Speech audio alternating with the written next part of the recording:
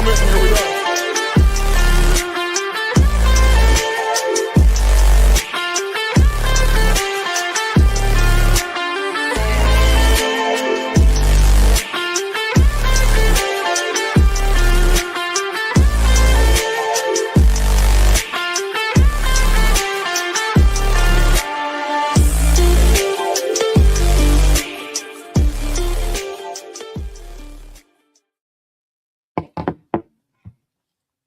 Hello. Welcome back to the Long Distance Playbook.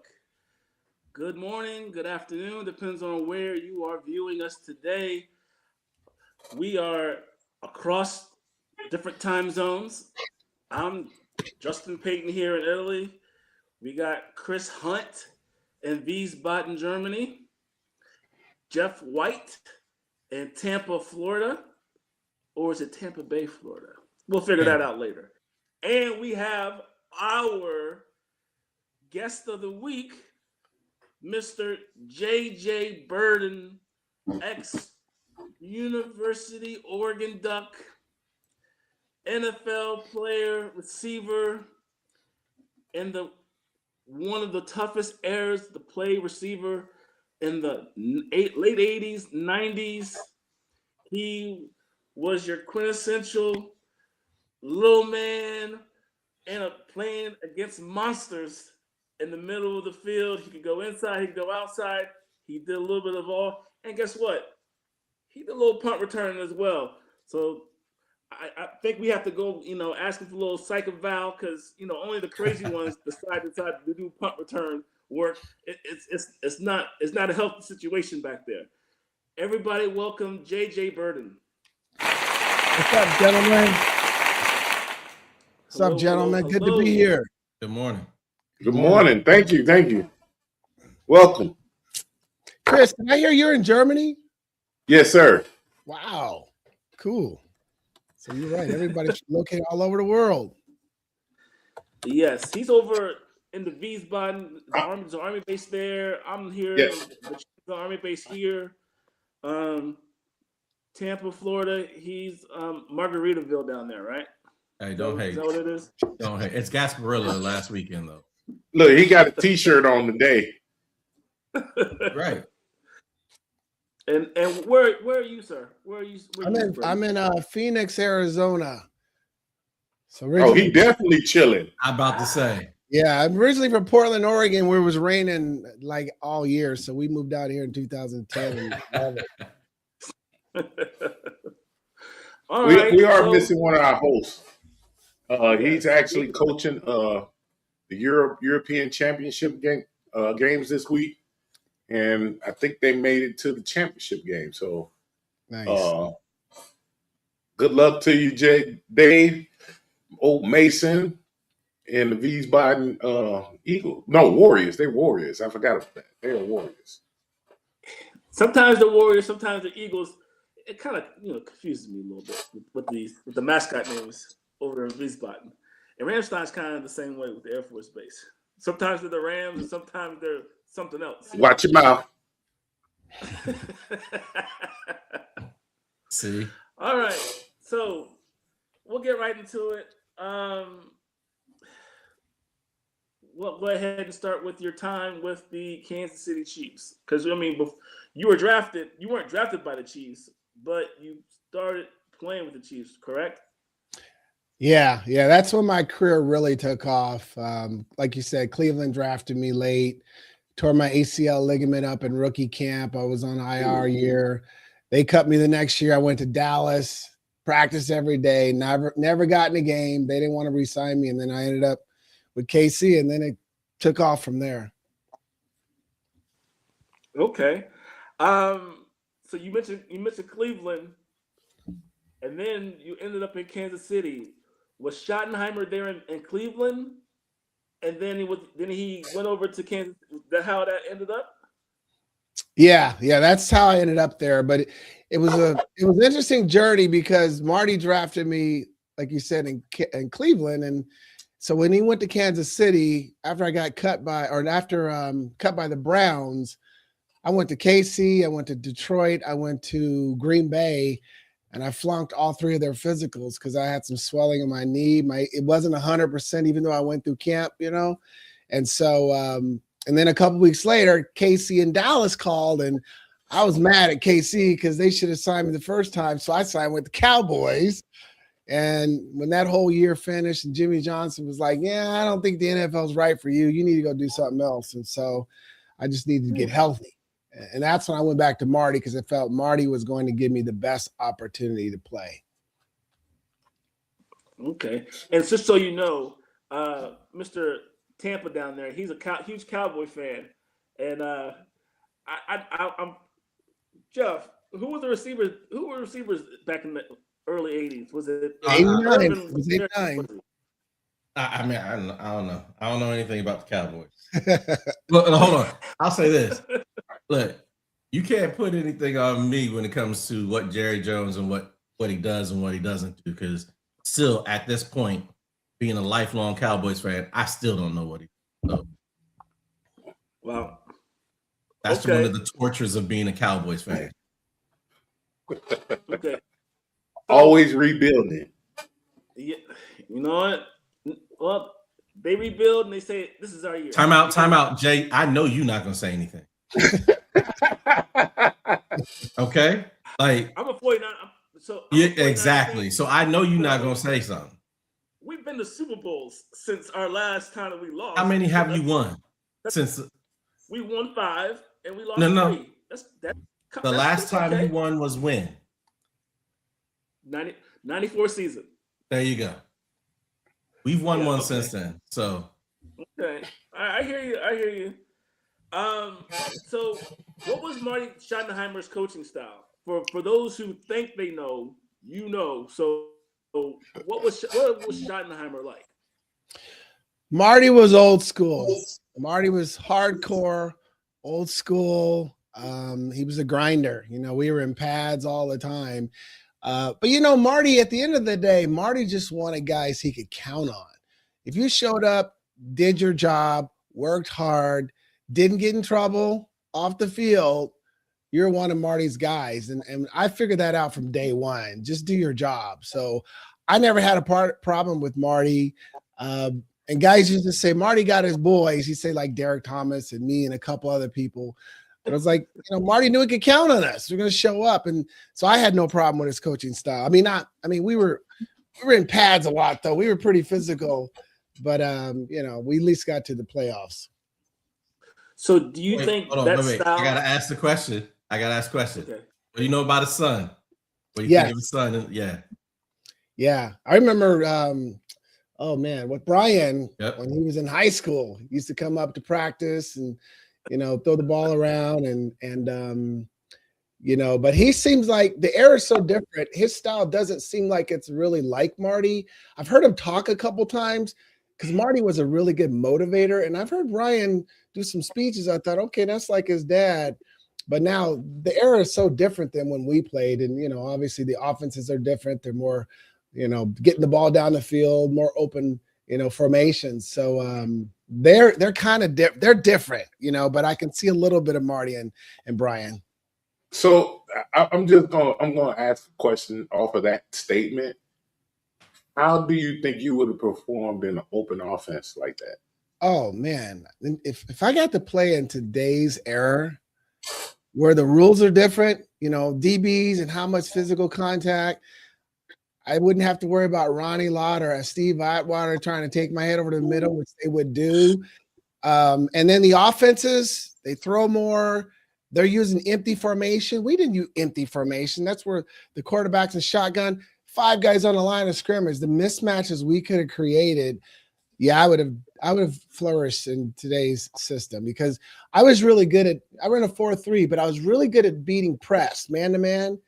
So if you could create the mismatch and move me around like today, oh man, it would have been fun. Okay, so with that being said, you saw Warren Moon with the run and shoot. You saw the Buffalo K-Gun offense that they ended up going to 4 Super Bowls with it, and then Atlanta had their open offense. Did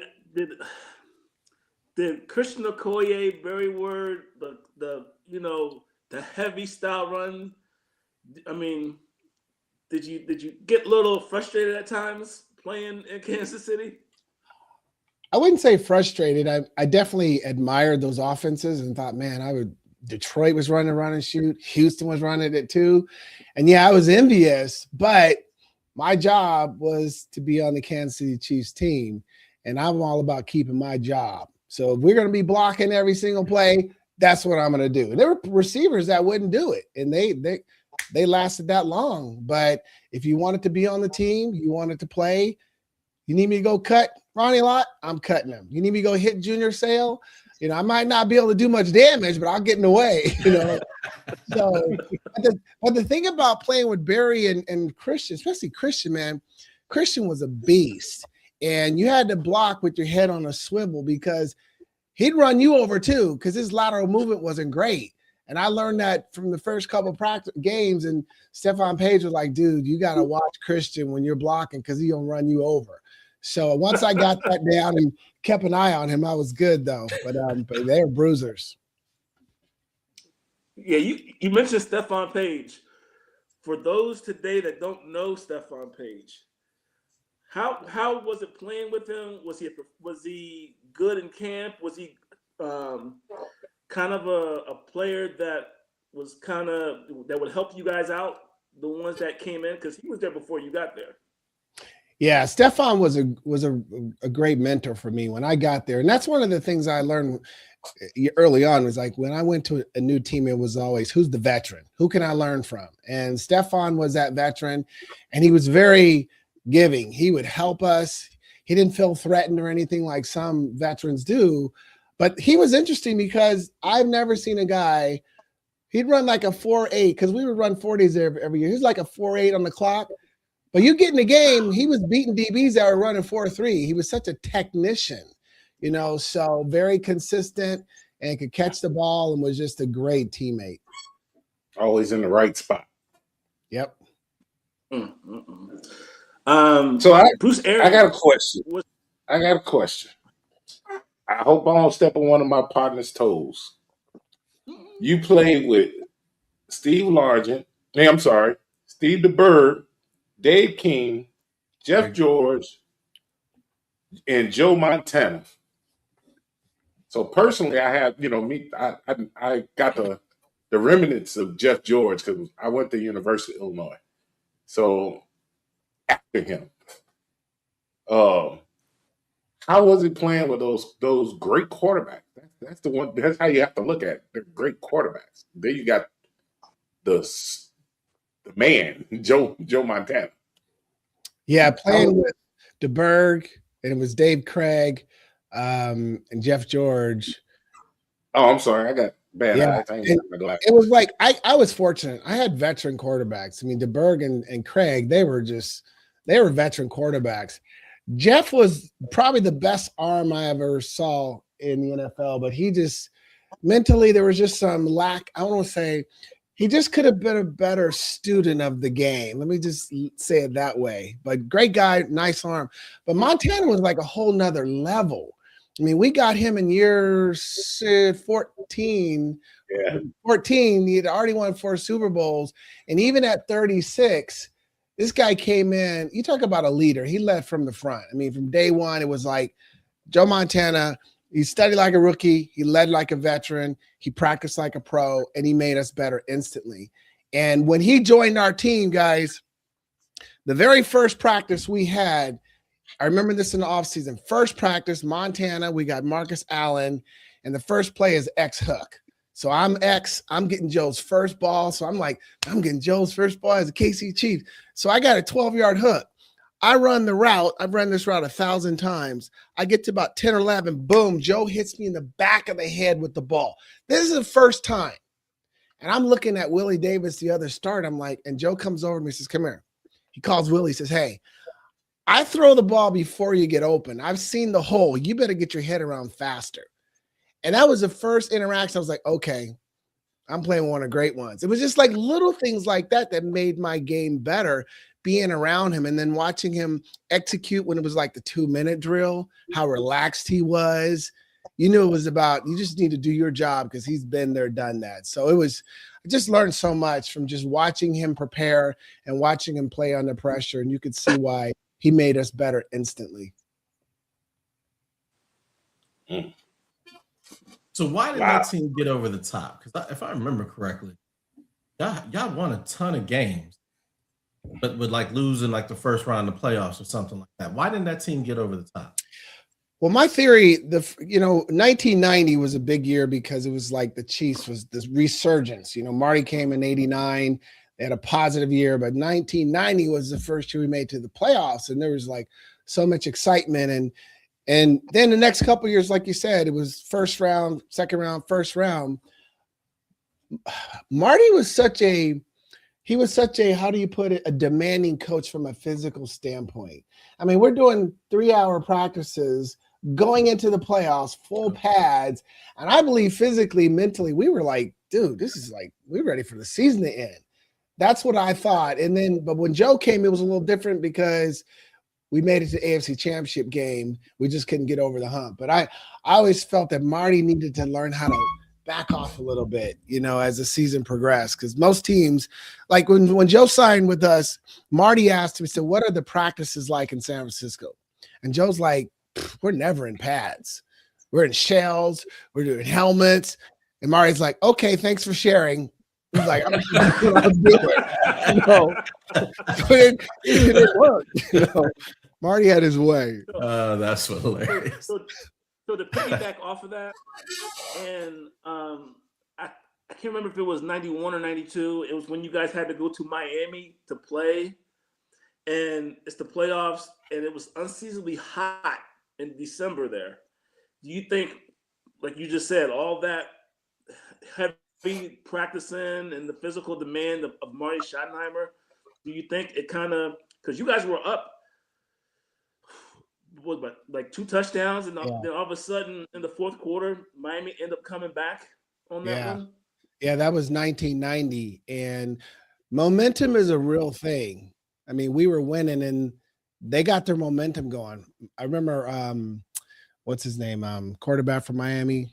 I'm drawing a blank. Marino. When Marino threw a touchdown. Yeah, and then another one. And the crowd got rocking. And that momentum was, they just took, we couldn't stop them. We could not stop them. And then have the Marx brothers. Yeah. Okay. Yeah, they hit Duper. I remember they hit Duper on a touchdown too. And when we kind of got our bearings, that last drive, we got down the field, and I think we got to the 50 and we missed the field goal. But yeah, dude, we just, it wasn't the heat or nothing. That was 1990. That was the Chiefs' first time in a long time in the playoffs. So we were mentally ready, but Miami got that momentum going. We couldn't stop them. Well, hold on. Let me ask this. Let me ask this real quick, because the way that you're talking about it, like it is right there at the tip of your mind. Like, is that how your entire career, you just remember things so vividly? You remember the year, you remember the weather, you remember what took place and what happened. Like, is that how you picture your whole career, how you remember it all? Well, I'm a professional speaker. So I do this for a living, meaning that I'm constantly thinking of the stories when I played and turning them into teaching lessons for business professionals. So I have like a document, Jeff, of just like all those stories, all those situations, because there's always something to teach from it. So that's why it's so fresh. Where like my wife will say this too, like, how do you remember this play on that down and this? I said, I just go through it all, and because that's what I'm always trying to do. What can I teach from my NFL career to the everyday person so to help them excel in life? So that's what I do for a living. Fair. Nice. Good question, though. Nobody's actually never asked that. So that was good. I'm trying to learn because like that, what you do, I'm always trying to pull off of my experiences when I'm trying to teach, coach, mentor my employees. So when I hear you talking about it and it's right there in the forefront of your mind, I'm like, man, it's right there. It's right there. It's like a computer. It's that what do they call it? ROM or RAM, the ready access memory. It's like right there at the tip of his brain. And I'm like, boy, that's sharp.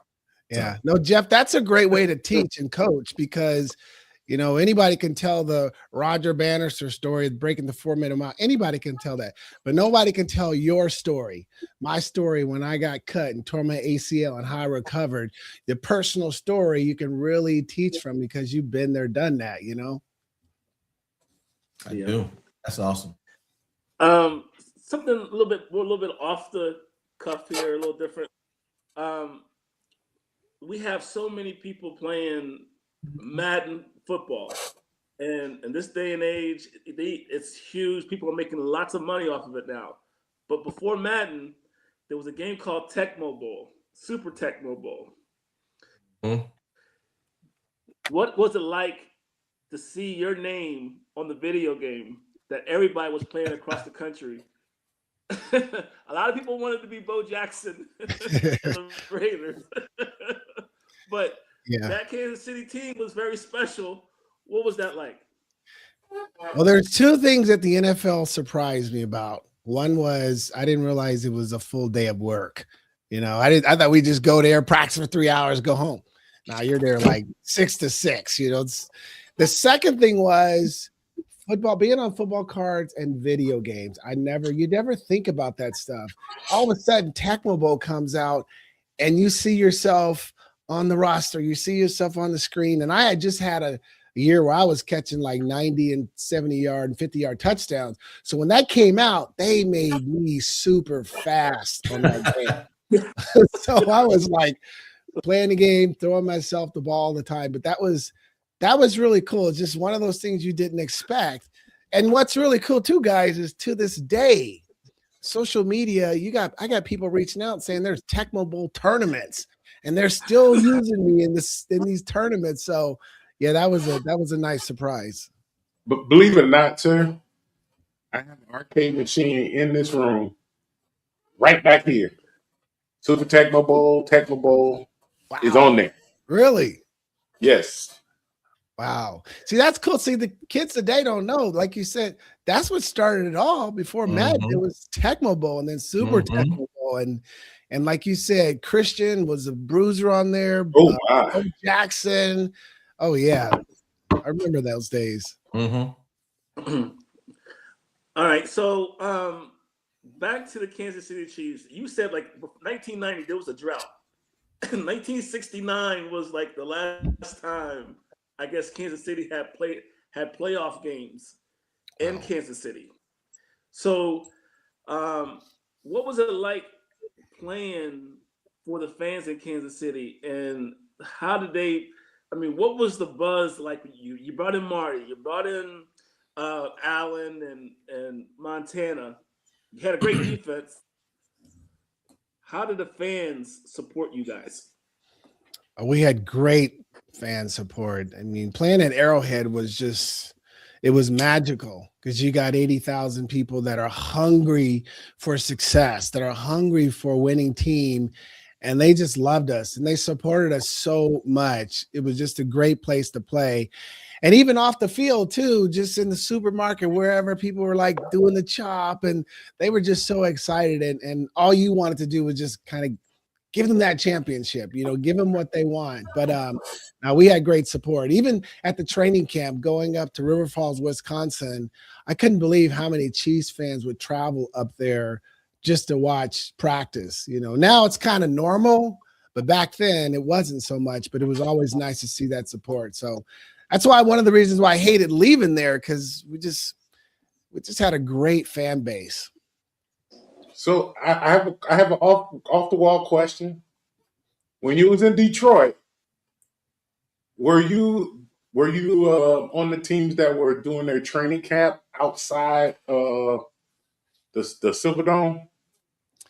No, because I didn't sign with the Detroit. I went up there and I flunked their physical, so they didn't sign me. But Detroit actually tried to get me on 2 occasions when I was a free agent. But no, I wasn't up there. So yeah, I was just wondering. I know you had said something about going through there. Yeah. My godparents at the Silverdome was where the Silverdome was. There's like a regular local street right behind it, not a highway, not a main road. They lived in that that subdivision, and I used to walk down when I go visit them during the summer, during training camp, and get to watch the Lions play. Oh, okay. Sweet. So where are you originally from? So I'm originally from Portland, Oregon. Okay. I was born and raised there, and I went to the University of Oregon on a track scholarship. I wasn't even recruited in football. I was like 5'9", 133 pounds, and no D1 school. Even though I was the number one wide receiver in the state, I had like 15 touchdowns. But they didn't care. So when I was being recruited in track, because I was a very good long jumper, I knew I was going to get a scholarship. And all the schools that recruited me, I would ask them, what do you think about me trying football 1 year? Because in the back of my mind, I knew I was going to try out somewhere just to prove people wrong. Not to get to the NFL, just show them I could do it. And Oregon was the only school that said, hey, you come run for us.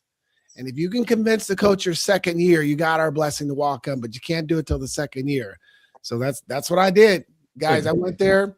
Next year, I started looking at their spring practices, and I started begging the head coach, let me play. Let me play. And he was like, we evaluated you. We just feel you're too small. And at that point, I'm like 153. And I was like, no, just give me a shot. Give me a shot. And he's like, all right, I'll let you walk on in the fall. I went in there day one. There was 13 wide receivers. I was number 12 on the depth chart. I was like, how fast can I move up this thing? I mean, my mindset was like, I knew I could play. It was just getting the opportunity. And then 2 weeks later, I was backing up 2 juniors. I was second string. And that was kind of when the shift okay, we're going to play football and run track. But still the goal was track, because my senior year, I qualified for the 1988 Olympic trials in the long jump. So that was my focus. It was not football. It was just unexpectedly getting drafted, 8th round, 216th pick, long shot. Let's go to the rookie camp the next year, just so I can see I went, come back, get ready for Pac-10s at the time, national, see if I can make the Olympic team. But when I tore my ACL up in that mini camp, that shifted everything. And honestly, that was why I played football, because I didn't have a choice. But it worked out, because you sit on that injured reserve for a year, not having to play, no pressure watching. I was like, you know what? I can do this. I just got to get healthy. And that was the mind shift that happened. And next thing you know, looking back, played 9 years. I'm credited for 9 years in the league. So that's kind of what I'm most proud of, guys, because I played 5'10", 157 pounds. You know, you do some research. There is not a player who played longer than me that weighed under 160 pounds. Definitely not in that era. Yeah. I mean, I've looked them all up. I know who they are. But that's kind of the platform. I became a speaker. So Drew Hill, Ernest Givens, Terrence Mathis, they were all in your mold. They were all in my mold. They were all like 170, 180 to 1. They were right around there. The one that was really light was Gerald McNeil, Ice Cube for the Browns. He was about like 150. Mark McMillan, DB for Philly. He was about 148, played about 7 or 8 years. And so I knew all the lighter receivers. And it was nice to see that, though, too, because football goes through different transitions where, like, they like the little receiver, then they don't like the little receiver. They like the little, so I got in there right at the right time where they like to have that little fast guy in the offense somewhere, Yeah. I definitely do. How long was Bruce Arians there with you guys? Bruce was there when I got there. He was already there a year, so 89. So he was there up until when I left. I think he was there till I want to say 94, about 94, 95. I think he was there, yeah. Maybe a little longer after I left. When you left, he couldn't design you no plays while you were there? I know. Bruce, he ain't seen a deep ball. He doesn't like. So hey. I'm not a Bruce Arians coach. I'm not a Bruce Arians fan. I am an admirer. I'm an offense coordinator here, and I live by the Bruce Arians way. Really? Deep ball. There is not one deep ball I won't take, and I teach my quarterback that. That's good. That's how you keep a defense honest. You got to stretch that deep. That you got to stretch them. But see, when I was there, Pendry was the offensive coordinator. Bruce was the running back coach. So at this moment, right? This is when Jeff's supposed to hit that sound. Ooh. I think Bruce Arians was probably just sitting there like, I got this plan. When it's my time, I'm gonna run the NFL. I know. He did it. And then they bring in Paul Hackett. When Montana came, they brought in Paul Hackett, who was an offensive coordinator in San Francisco. So when Montana came, then they installed the 49ers West Coast offense, and so everything changed up. Yeah. Were you there that Monday night against the Broncos? Oh, yeah. Yeah, I was in that game. The thing I remember about that first is Denver had beat us like 7-8 times in a row the same way. We'd have the lead. Elway get the ball, less than 2 minutes, drive down the field, throw some crazy long pass, and we'd lose every single time. So that situation, it's 2 minutes left. We're down, and I'm looking to the right, and I'm like, okay, this time we got Joe Montana. He's been in these situations. And Joe came in like that last drive. He was just like, all right, guys, it's cold out there. We need to run down this field, get this victory, and go home. I mean, he was so relaxed that it made you just kind of relax and just say, hey, just do your job, because he's going to do his job. And we were able to march down and finally beat them. Okay. The first playoff game that you were in with Steve DeBerg, did he have a pen sticking out of his finger at that time? It just looked, I don't know. How confident were you guys coming in that he could finish the game? That was the weirdest thing I ever saw in a game. I mean, I saw some horrific injuries. We played against the Jets. I saw Bird get paralyzed. I saw a guy break his fibia. But we're in the huddle, and I'm sitting there looking at DeBerg, and he's got his pinky. There's like a cast, and there was a pen sticking out. And you're sitting there trying to listen to the play, but you're distracted by the pinky. You're like, how in the world was he playing? But he played the whole game. He did it. And I tell you, DeBerg was a warrior. I saw him get banged up a lot of times and just crawl back to the huddle, call the next play, and get out there and do his job. So it didn't stop him. Yeah, he wasn't a running quarterback either. So he was a big guy, so a big target. And he was the master at the play action. That's what DeBerg was known for. DeBerg would literally put the ball in the running back's stomach and leave it there and then pull it out the last second. And he was so good at it that we could get, I don't know how many times we got Ronnie Lott, and Eddie, what's his name? Atwater and those guys on DeBerg's, play action, because he was so good at disguising it. Okay. Change gears a little bit. From Oregon, go to Atlanta. How was that a culture? How much of a culture shock was that for you?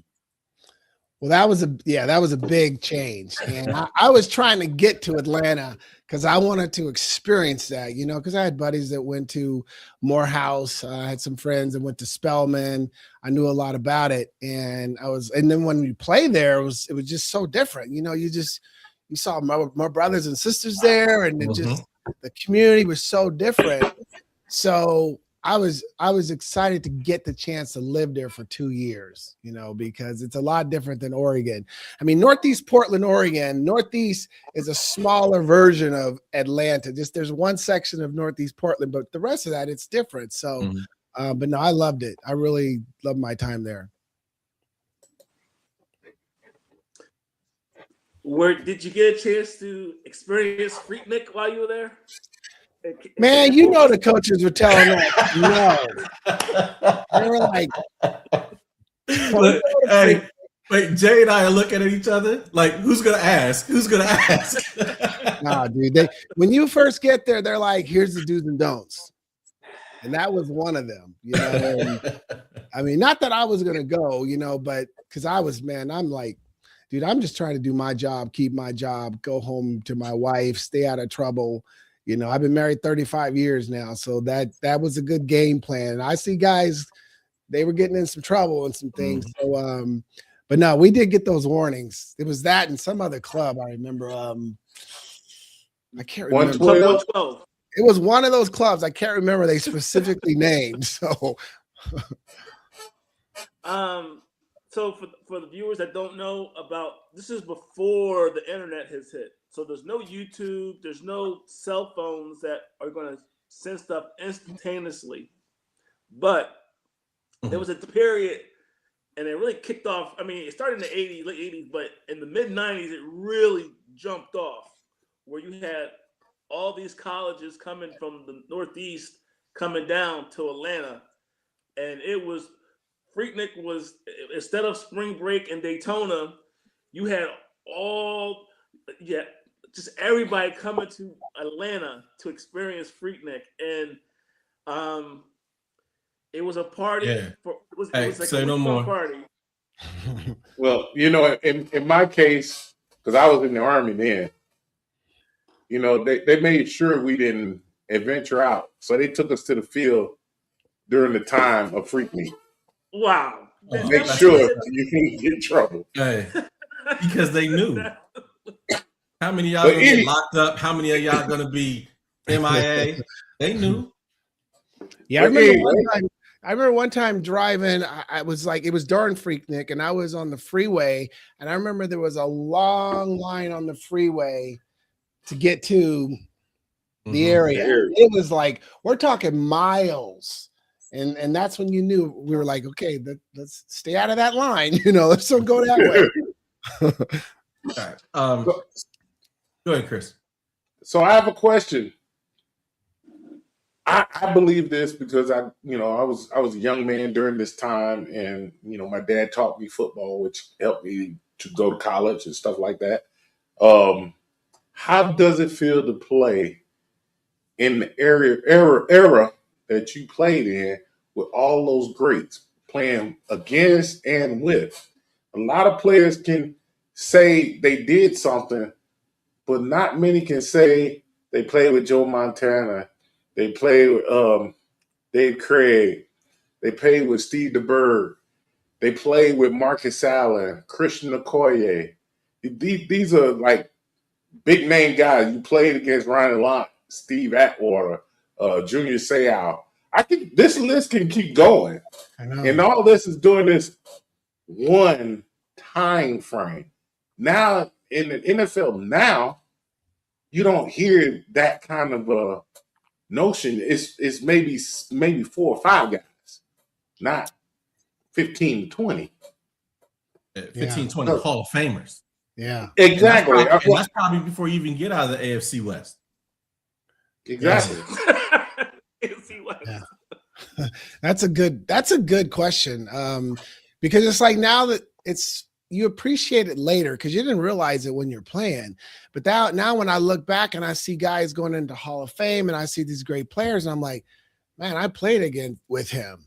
You know, every time I see Deion Sanders, I played against him twice. I'm like, I played against him. I mean, some of the greats we talk about today, I played against them and had some good games against a couple of them, but you just feel privileged. You feel privileged that you were in an era that really kind of catapulted or was the foundation of really taking the NFL to the next level. I mean, like you said, you know, was it Justin? I think Justin said this. One of you guys said this, that we didn't have the social media. You know, we didn't have what they have today. And so we don't have all the, you know, the clips and all that. We have some, but we have it up here. And that's why, like, when you asked me earlier, like when I speak, I'll tell a story the time, like I beat Rod Woodson on a sluggo route in the playoffs. And Rod he was voted one of the top 100 players of the decade. He was one of the greats. But I always tell everybody that even the greats have a tendency, if you study film and you understand how to execute. Now, Rod Woodson was biting on hook and goes and sluggos. He was very aggressive, great player. And we saw that. And I was like, Coach, we got to run a sluggo against Rod. And we planned it. we practiced it and we ran it, you know. So it just shows that you can be great at something, but if you look close enough, everybody's got a weakness. They got a tendency you can take advantage of. What was Deion Sanders' weakness? Well, okay, first, Deion didn't have any weaknesses. Didn't have any weaknesses. Deion was I was surprised how strong he was, you know, fast. I mean, I ran a 4.3, but I could tell Deion was faster than me when I was running with him. I was like, okay, he's actually faster than me. But Deion had a tendency where he did not like getting beat outside. So if you took off outside, he would always turn his hips right away. He didn't want you to be, so he would sacrifice the inside. Right. So if you wanted to get inside, you'd start him outside and come underneath. And because of that, we could, like, if we needed a slant, we needed a quick throw, you know, that's what I would do on him. There was one play, I'll tell you guys, there was just one play. So it's 3rd down and goal. And we know Deion has this tendency. So I told June Jones, I said, I got this special release for Deion. I'm going to stutter him. I'm going to take off to the fade like I'm running that. And then we're coming underneath them. And so we worked on it. And then come in the game, it's 3rd and goal. We're on the 5. We call slant. I give him the little stutter. I take off to the slant. Deion goes. I come underneath. I'm like, got him. I come underneath, and Bobby Aber, he can't see me because the lineman's in the way. So I keep going. I'm like, throw it. He throws it. I go up, catch it, bring it down. I feel a hand come over to the top. Boom. I'm like, how in the world did he recover that fast? Well, when we saw the film the next day, I'm sitting there with like Terrence Mathis and Bert Manuel and Eric Metcalf. Deion had took off to the fade, planted, spun around, and darted to me. I was like, there's no player that can make that play. But Primetime did. So I just, with you see the changing of the game, right? Just, do you think it's a good change for the game with, like, receivers, they have free reign over the middle now, right? You don't have people taking it. You don't have the Ronnie Lotts, the Atwaters, the Palomanos, those types of guys that are literally head hunting, right? Brian Bosworth, you left him off too. Yeah. You don't have those guys, and you don't have the ability to do that. But in your perspective, would you have rather been hit like in the head or in the knee? Ooh. Because you hear a lot of receivers saying, hey, I'm not worried about that. Just don't leave my legs alone. Yeah. No, I agree with that, Jeff, because, I mean, last thing I ever thought about really in a game was, is a guy going to hit me up high? Because if you're thinking like that, you can't play. You're not going to be able to do your job. So I don't like that they've taken out some of that. I think it's football, there's part of that should be in there, but there are some hits that are unnecessary. I feel bad for the defense. Because defensive players are making normal hits and normal instinctive plays, and they're getting called for penalties. And I'm like, dang, I'd hate to be a defensive back, because then you're like, oh, I got to keep my head up here, and you're just going on instinct. So that aspect I don't like. I do like the protection of the concussions, because I played during the era. I mean, I had a couple of concussions. You go to the sideline, here's some smelling salt, sit out a play or two, get back in there. I played during that era. So I do like that they're protecting the guys' concussion protocol. I do think that's necessary. Okay, you're a receiver. You see, as Jeff was talking about today's game, back in the day when you were playing, going to the sideline, you could jump up in the air and catch it. They push you out, and they would consider that a catch. Do you like the rule changes to what is a catch? Do you even know what is a catch in the NFL now? Yeah, well, first the sideline one, I like that rule we used to have, because there were times when I caught the ball, got a foot in, I was bringing the second one down, and I got pushed out, but they'd call it a catch. I like that, because you can't control. You're trying to get the second foot down, and you can't control if the guy pushes you. The confusion is what's a catch and what's not a catch. You saw in I think it was the playoff game, was it Buffalo and whoever it was? Denver. Yeah. See, in my eyes, because that happened to me more than once. I didn't think that was a catch because he did not control the whole possession through. And as soon as he rolled, he didn't even have the ball. He didn't have the ball, so it was an interception. I thought it was interception. Thank you, Justin. I'm telling you guys, that exact play happened to me, and the ref called it an interception. I said, why? He goes, because you didn't finish the catch. He said, if you had got up or moved, then he said, but you didn't finish. You didn't have the control of the ball. So I agreed with the call. Now, there was a couple of other ones I didn't agree because it was like the refs need to be more consistent. That's the thing. They need to be more consistent. And because we replay everything and we can see it from different angles, you can see some of the mistakes they make and show that lack of consistency. Yeah, there's a touchdown in the Ravens tight end, Isaiah Likely. Yeah, but it took the replay. Right. But he caught the ball. One step, two step, and because he didn't get the third step and knocked the ball out there, like I said, what? I know. So I mean, I'm trying to catch up with the rules. Apparently, back to the catch. I have a question. I have to bring it up, right? I think it was an actual simultaneous catch, which goes to the offense. The problem with the play was when he hit the ground. That's when the play ended. And it was a simultaneous. You have to survive the ground. That's what they say. But hold on. Survive the ground. Listen to the ground. Listen to what I'm saying. Don't cut me off. He went to the ground and had the ball ripped out. The very next week in the playoffs, happened again. Yeah. And they called it a catch. Yep. Devontae Adams. But it was different. The difference was, to me, the amount of steps that they took before they actually hit the ground. He didn't take no steps. He went straight down. Devontae? Yes. Yes, both of them. I thought Devontae looked like he had taken a couple steps and made a football move. No. Mm-mm. It was just But anyway, anyway, going faster because it was a longer pass, so he was going faster, but Devontae Adams was still trying to catch the ball. He went up for the ball, and he was coming down with the ball, and he went to the ground, and then the other guy took it. They said, "Oh, nope, it's a catch." They said that he was down by contact, and the speed of the game, so you're saying if you're going at this rate of speed, then it's a catch, but if you're going at this rate of speed, then it's not a catch, and that's basically if they rule down by contact, they're saying he has possession before he hits the ground. He didn't make a football move, so how was it? I'm just telling you. I'm not saying that they're not inconsistent, but I do agree with JJ that was an interception, that Denver Buffalo game, because as soon as he rolled over, he didn't even have the ball. I just hear hatred. That's all. I don't have any stake in the game. I mean, I had a little money on the game, but that was it.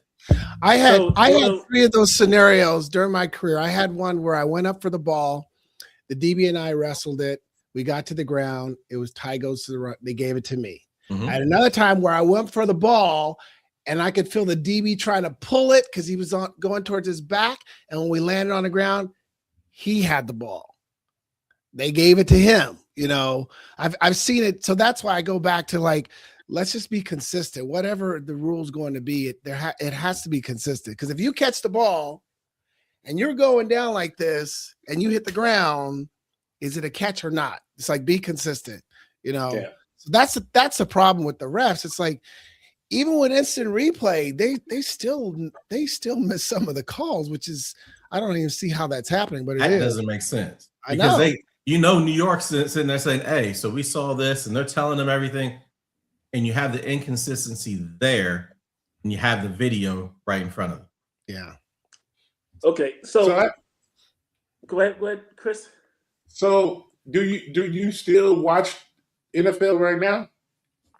Yeah, I do. The further I got away, Chris, from the league, I started enjoying it more and more because I started to realize how unique of a profession it is. I mean, we were something that was part of, think about it, 1,696 men on an active NFL roster every week. You know, the average NFL career has dropped to less than 2 years, you know, so we're talking about something that's very exclusive. And as I've gotten older, I really appreciate that, man, I was a part of that. So yeah, I watch it now. The only problem is, guys, is I watch so much film back in the day that when I watch a game, I feel I'm still analyzing the defense. I'm still like, motion. Oh, it's man. They're going to free. Oh, here comes the hot. And my wife is like, "Can you stop?" I said, "Well, I can't. It's just what I do." You know. Do you listen to the commentators or do you mute the TV?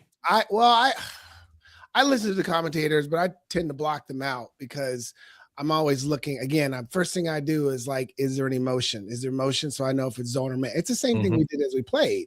So it's just still going through this process. And ironically, my brand is Beat the Coverage. You know, I have a keynote called Beat the Coverage. And I came up with that because as an NFL wide receiver, every play was the same way. Get on the line. What's the coverage? Is it zone or is it man? And coverage, as you know, is what was between me and the end zone as a wide receiver. So my keynote is coverage is anything that's standing between you and the goal that you're going to hit. So, but yeah, just a little irony that something I did every day is, you know, it's paying my bills now, you know? There you go. Yes. So do you see any player in the NFL that you think kind of played like you play? Yeah, whenever I'm asked that, I always zero in on Hollywood Brown and the player from Baltimore. What's his name? Number 4 wide receiver. Flowers. Who? Huh? Zay Flowers. Yes. Those are the two that I look at and I kind of see myself. They're a little bit height-wise same, but they're bigger physically. But yeah, when I watch them, I think, yeah, that's a little bit of my game. I used to think Tariq, but Tariq is faster. I mean, Tariq, I've never seen a guy so fast with his first step. I mean, Tariq has a combination of speed, quickness, and explosion I've never seen from a wide receiver. What about Gary Clark back in the day? Were y'all similar? Yes. In height and stature? Yeah, Gary was good question, Justin. Gary was one of the guys that I studied. So I had like about 5 or 6 receivers I would study to see how they were beating press. Because when I first got in the league, that was my wake-up call, getting jammed up by Hanford Dixon and thrown to the ground. I was like, okay, we need to figure this out. Hanford was cool, but at first one-on-ones, he's like, because he's like 4'6" at that time, 4'7". I'm like, I'm gonna run by him. Hanford locked me up and just boom, threw me on the ground. I was like, dude, man, it's just practice. And Hanford said, every day is game day. He's like, you better figure out how to beat man-to-man coverage. So that was my NFL wake-up call. And now I started studying guys like Gary Clark and some of the other receivers, the Dupers and them, to see how they were beating press. And I thought Gary's game was very similar, really quick off the line. Yeah. And you know, Justin and I both grew up in Northern Virginia, so we got to see a lot of the posse, Gary Clark, and the posse, Art Monk, and Sanders, and them. Yeah. Albert Lewis is very underrated, in my opinion. Can you tell us a little bit about the practices between you and him, and were you able to get off of his press? Yeah, Albert was one of the good ones. Albert made me better.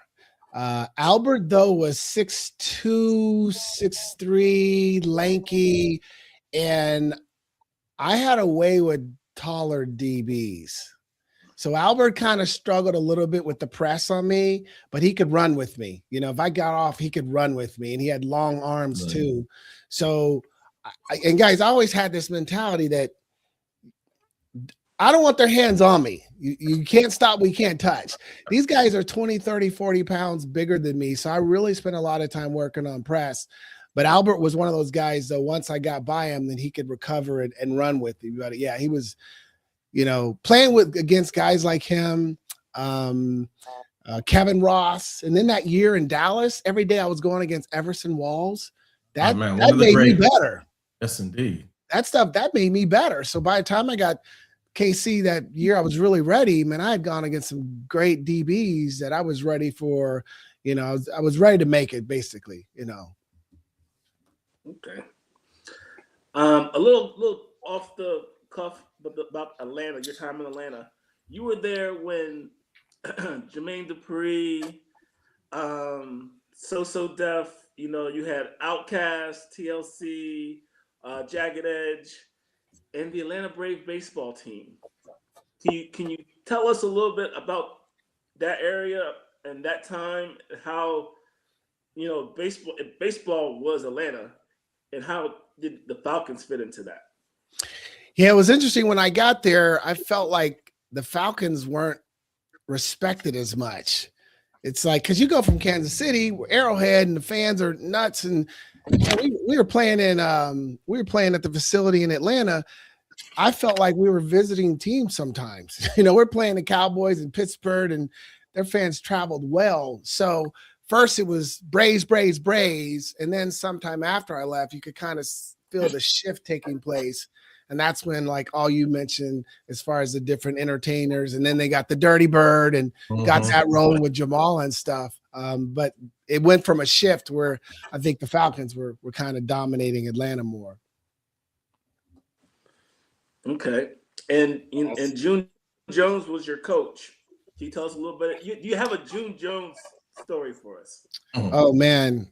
The June Jones story I have is the time that him and Jeff George got in a fight, verbal fight during the game. I was recovering from a hamstring injury, so I was on the sideline, and we were having some issues with Jeff. We were having some issues from a strategy standpoint, really sticking with the game plan. Anyway, during the game, Jeff's just making these mistakes, and June is like pulls him out, and Jeff starts cursing him out. And then June is they're going back and forth. It's game time. I'm on the side. I'm watching these guys, and they were just F-bomb this and F-bomb that. And finally, June just says, "Get out of here." He threw him out of there. And you see Jeff walk down the sideline, and Jeff never played again. And the thing that I had admired about June is kind of a player's coach. He's laid back. But that moment, he did not let Jeff test his authority, and he let Jeff have it. So that was a story I remember. And then the next day on the USA Today paper, on the sports page, there's a picture of June doing this to Jeff.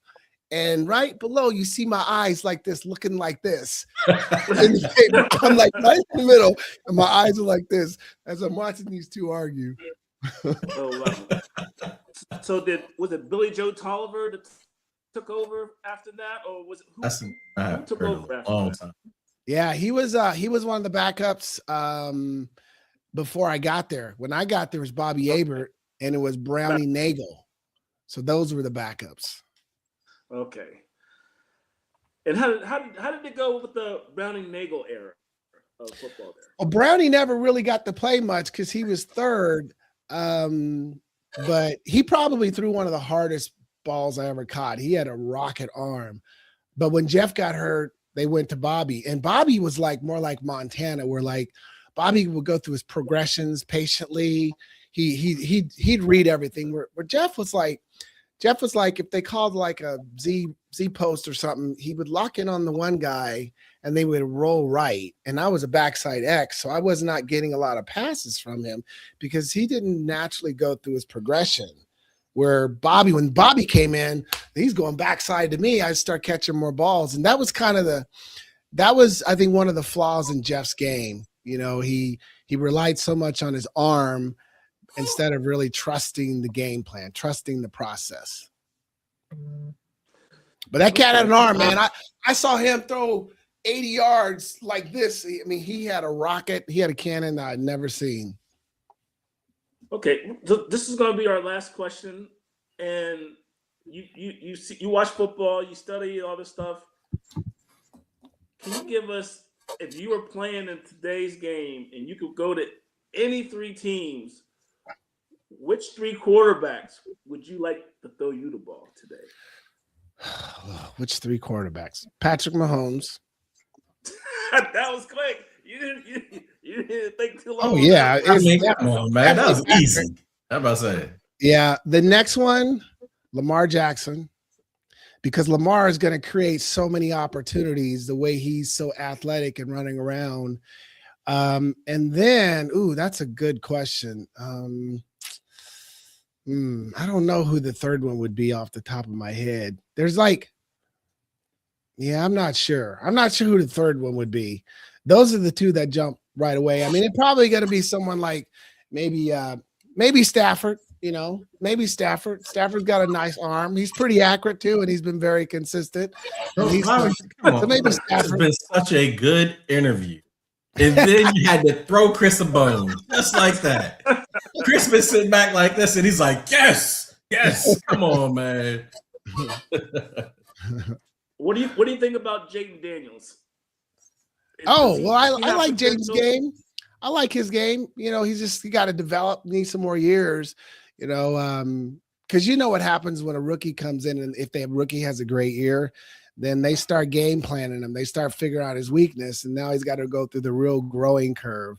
And so I think for him, though, having a year, even though he's hurt, having a year, just sit on the bench and learn and not have that pressure. For quarterbacks, man, they need that. It's too bad that some of these quarterbacks are forced to play right away and have to deal with that pressure when there's a learning curve. There is a learning curve, you guys know. And a lot of those quarterbacks don't have the luxury of going through that learning curve, Okay. Mm-hmm. All right. Well, So- it was great. Go ahead, Chris. So, sir, at this point in time, we give you the opportunity, because we know you are a speaker. If you wrote a book, you got a charity, it's your time to put it out there so people can follow and find you, so we can, help each other. No, I appreciate that. My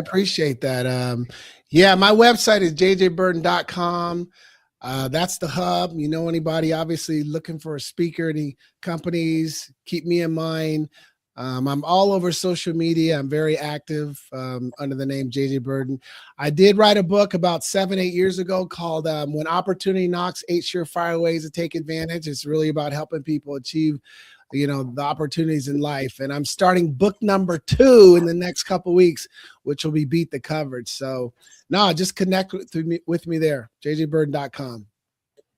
We want to thank you, sir, and anytime you want to come back, it's always great to have you.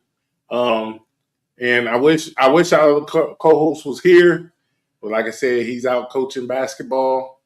And have a great rest of your day, sir. And we're gonna take a quick commercial break, and we'll be right back.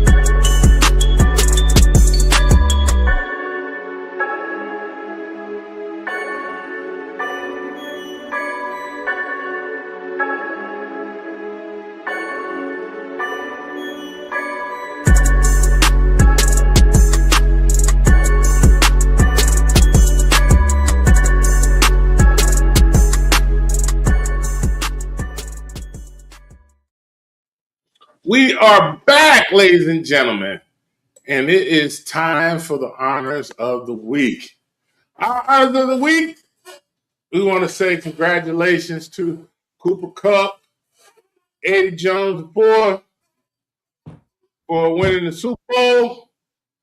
Congratulations. Nope. Wait, what team did they play for? I don't know. The team in the upper Northwest. Wait, is that the NFC West? Something like that. Hey, Jay, can you tell me the teams that play in the NFC West? So I would say this. Don't be Seattle has won 2 Super Bowls, so we can say them. Come on. They're not like some big juggernaut team. Give them their props. They won a Super Bowl. Say congratulations to them. Say I did. Names. No, I did. You got to say the name. You said I will some not. old school receiver. I will not.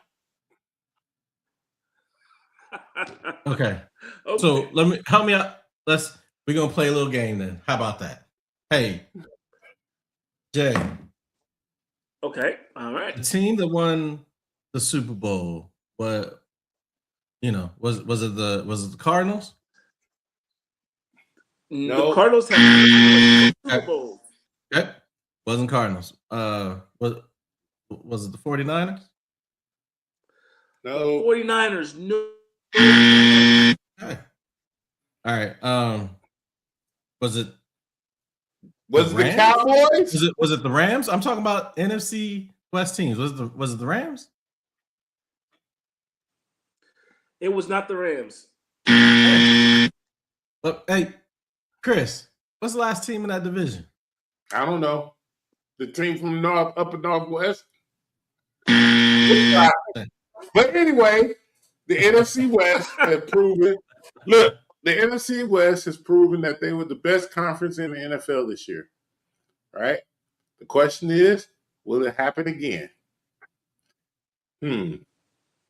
Shout out to Mike McDonald for the win.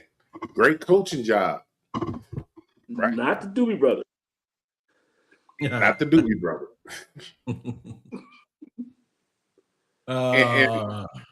And look, it was a great year for them. They did an awesome job. I will give them that. Right?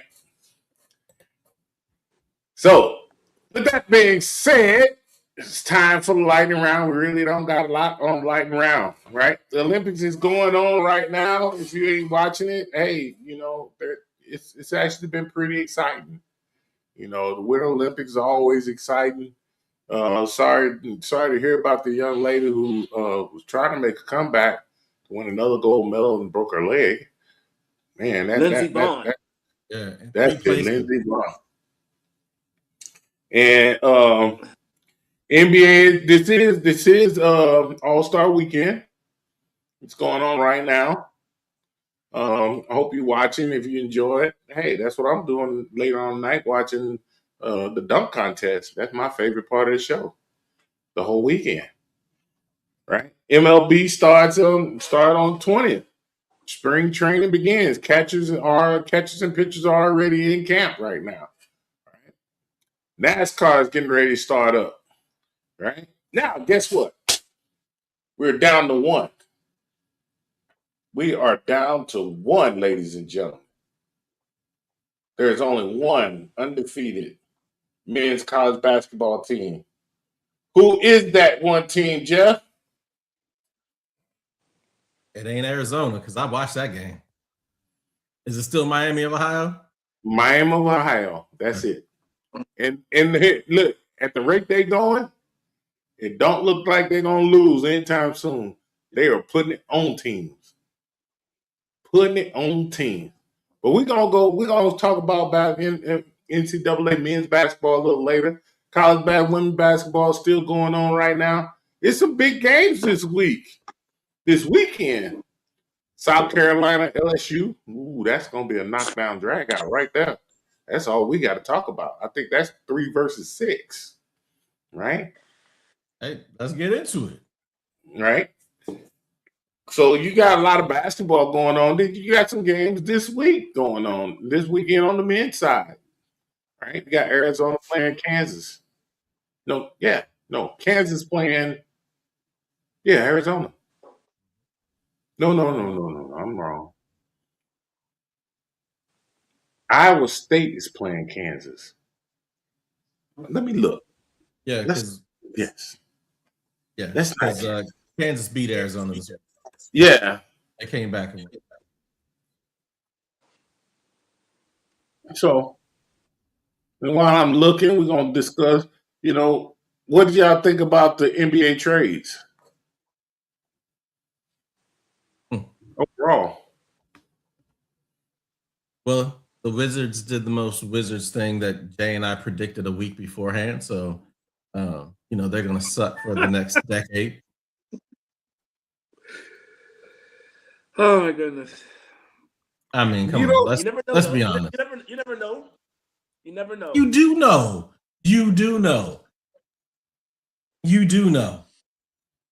If Anthony Davis somehow goes to see this miraculous doctor, ain't he already out for the rest of the season now? Well, he said he was gonna. Yes. He's sitting out the rest of the season. Yes. So he goes. So why do you make that doctor? Because we know Washington teams have great history with doctors. Ask RG3. So we know that he's going to come back, and he's not going to miss any games. You're funny. Look, you're funny. Looking like Glass Joe and Mike Tyson's Punch Out. Oh wow, you didn't have to go there. Come on, man. You ain't have to go there. People knocked him out, didn't even know how to play the game. I mean, we were talking about Tecmo Bowl earlier, so. Hey, that was my game, man. I thought I was undefeatable. Look, I could play with any team. With any team. I would say, did y'all used to have tournaments too? Absolutely. Of course. Absolutely. That's what we did in college. Look, well, it wasn't Tecmo Bowl then. It was Madden. During that time. Yeah. Well, my freshman year, we played Super Tecmo Bowl. Man, look. What year was that? 93, 94. My freshman year. Yeah, because in the Madden games, in the first couple of them, there's a cheat that you could do with that onside kick. That if you got the ball first, bruh, because we play 21-point rule. Once you get off the stick, somebody else up.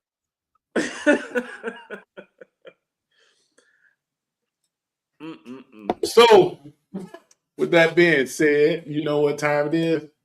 You know what time it is, ladies and gentlemen? It's Red Carpet Report. Red? Okay, red? Okay, all right. Is it time for Red Carpet Report? Yes, sir. All right, man. Let's get into it. It is the Red Carpet with Jeff Law. There you go. Hey. Ladies, gentlemen, boys and girls, children of all ages, welcome to the Red Carpet Report, where I'm going to give y'all exactly what I told people if you're going to get a red card. Make sure you get your money's worth. So we're going to make sure you get your money's worth this time around. So had a lot of games throughout the midweek. We'll start off in the English Premier League. Chelsea and Leeds. Chelsea tied Leeds, unfortunately, so being a Chelsea fan. Just 6 minutes of bad ball by Chelsea. Up 2-0, cruising. Let Leeds score twice in 6 minutes and end up tying the game. Just dumb. Bournemouth beat Everton 2-1. Newcastle beat Tottenham Hotspurs 2-1. Manchester United tied West Ham, which was a surprise. Man United was one of the hottest teams in the league, and they scored them. I think it was the 6 minutes of stoppage time. Benjamin Sesko with a goal to salvage a draw there. That was on Tuesday. On Wednesday, Aston Villa beat Brighton. Man City beat Fulham 3-0, all 3 goals in the first half, and Man City looked like they are back to their winning ways. Nottingham Forest and Wolves tied 0-0. 2 teams near the bottom of the table. Liverpool and Sunderland.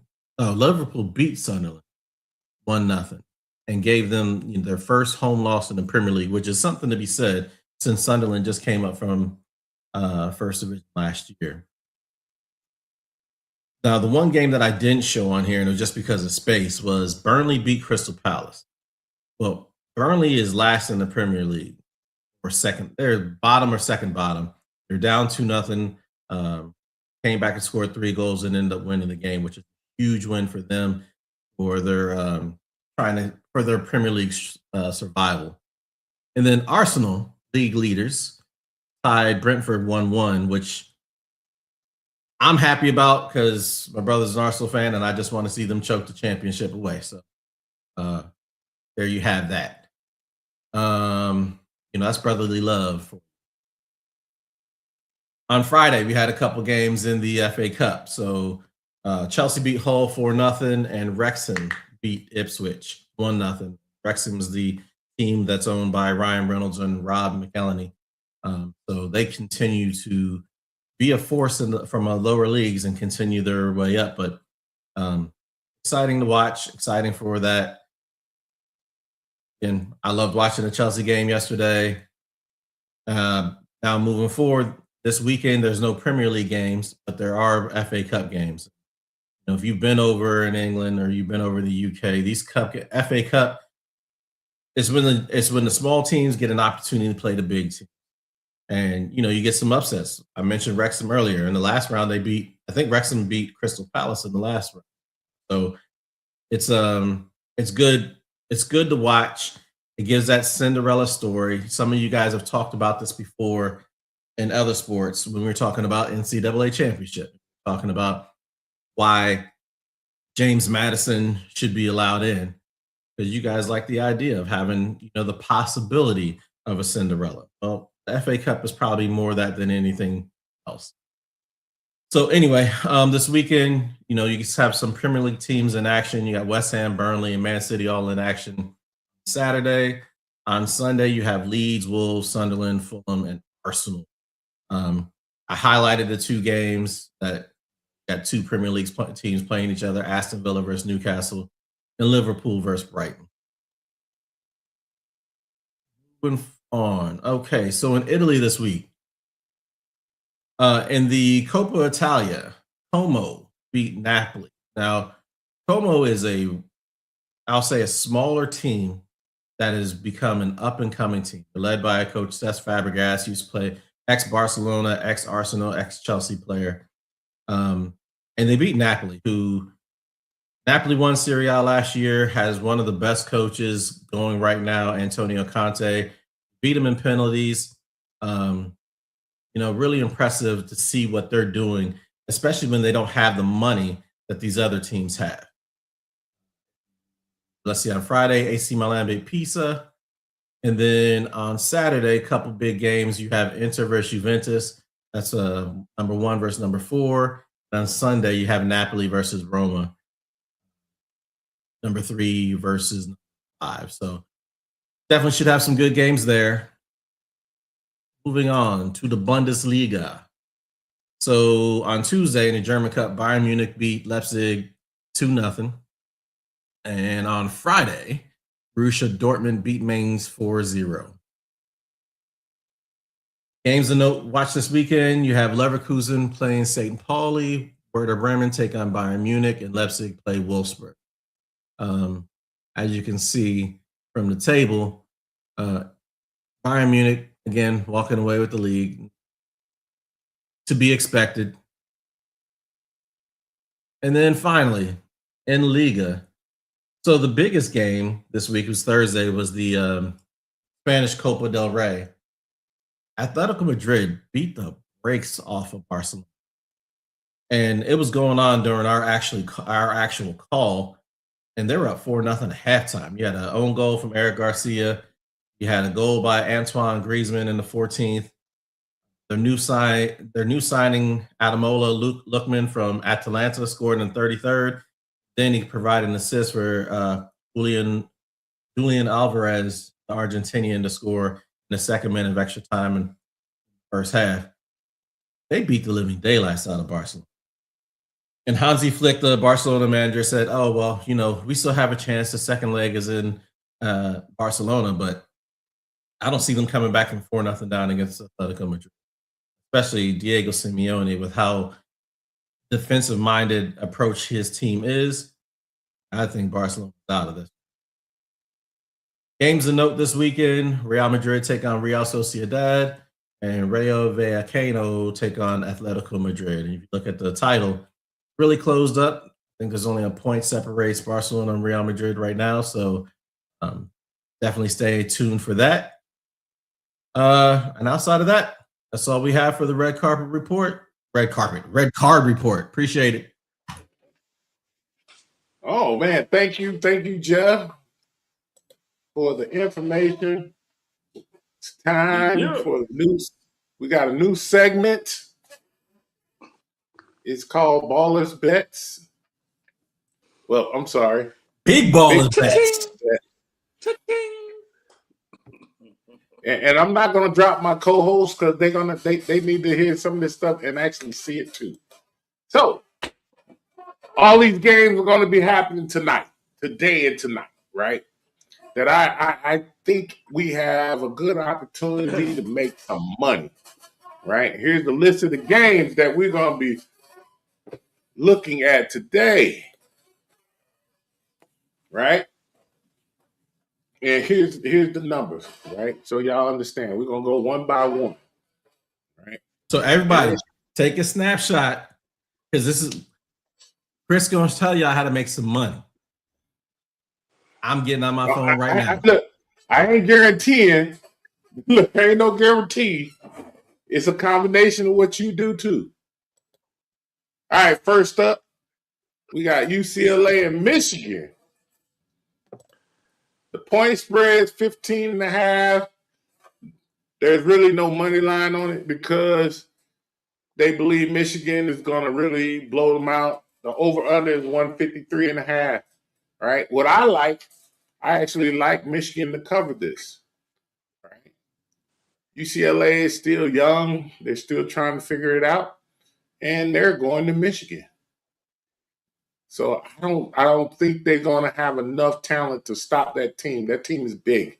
I don't think people understand how big they are, right? So I'm taking Michigan in the points, right? And that's what I'm going to lay on that. My next one, this is a cupcake game, really. This is really a cupcake game, right? Nebraska's coming back, and they had a couple of losses, but this is the right time to play the right team, right? Northwestern, I'm not putting them down, but I don't think they have enough talent to stay close to Nebraska. Here's the line: 13.5. The money line: 7.5 to 103. The over and under 44.5. I like the spread. I'm sorry. If you can drop if wherever you at, you can get it lower than 13.5, I would tell you to drop it down at least 2 points. Okay? I will drop it down to at least 2 points. What's up, Jeff? Does Northwest or Nebraska, do they have their team back? Everyone back playing? Yes, everybody's back. Yeah. Everybody's back. So I would take Nebraska. Right. Now, next game, St. John's, Providence. St. John's and Providence. St. John's ranked number 17. Providence is not really ranked. Right? The spread is 7.5. Right? The money line is 122 to 360. The over-under is 167.5. I like the money line. Drop the points if you can. To at least 6.5, 5.5. I think that St. John's is just too good of a team to beat them. They ran into a little wall too, but I think they're going to come out of it this weekend. Sorry. Here we go. North Carolina and Pitt. We already know North Carolina didn't do too well this week after beating Duke. right? So can they come back in a situation to where they are contending again? The money, the spread is 11.5. The money line is 107 North Carolina, 6 Pittsburgh, over and under 144.5. North Carolina's at home. I think they cover this with pretty much ease. I don't think Pittsburgh had a talent, and I think North Carolina being at home is gonna step up to the challenge after the loss. Here we go. UK, University of Kentucky versus Florida. Look at that. There's an error here. I'm sorry. Florida is 103 and Kentucky is, I believe, like 265. It's not even like that, right? The spread is 13.5. This is a questionable call, guys. I'm telling you this. Florida can run them jokers out of the gym and cover 13.5. Kentucky can turn around and play hard enough to keep them close, right?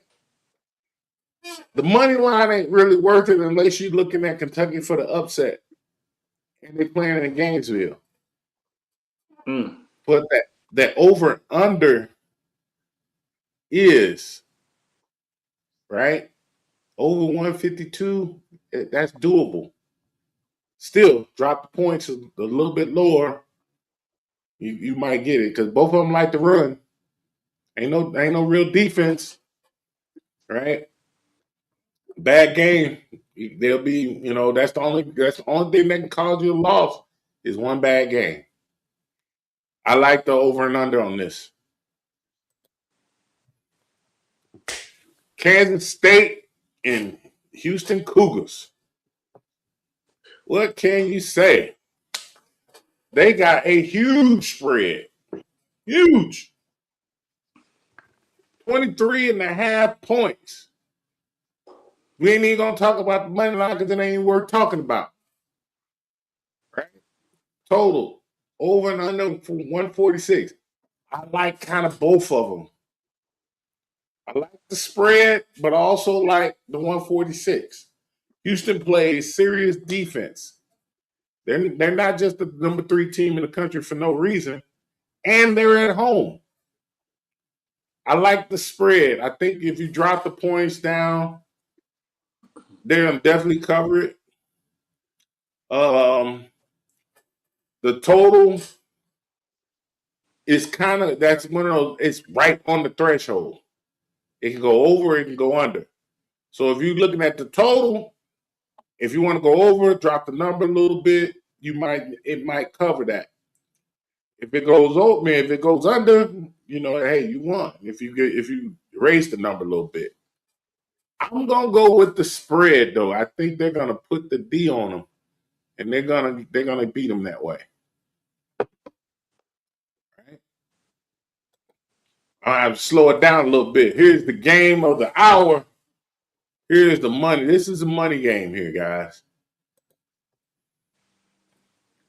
2.5 point spread. Right? Money line 1.6 to 210. Over under 142.5. Check this out. Both of these teams can cover that 142 together. Braden Smith is a baller. He's the point guard. He's the leader of Purdue. He can go for 40. He'll give you 40 in a double, or he'll give you 18 in a double. I like Braden Smith, and Sturks will give you 40 in real quick with Iowa. So this game, I'm